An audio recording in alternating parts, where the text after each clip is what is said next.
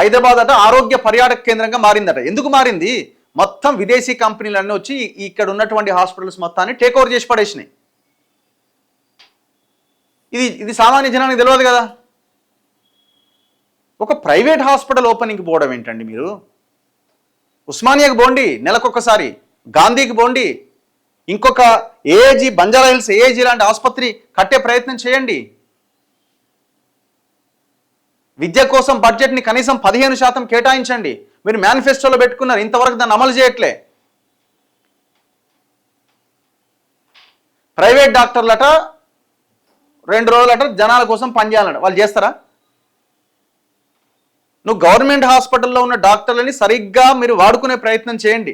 కొత్త డాక్టర్లని గవర్నమెంట్ హాస్పిటల్లో అవసరమైతే వాళ్ళ జీతాలు పెంచే ప్రయత్నం చేసి వాళ్ళు ఎందుకు, వాళ్ళ సమస్యలు ఏందో తెలుసుకొని గవర్నమెంట్ సెక్టార్లో పనిచేసేలా చేయండి.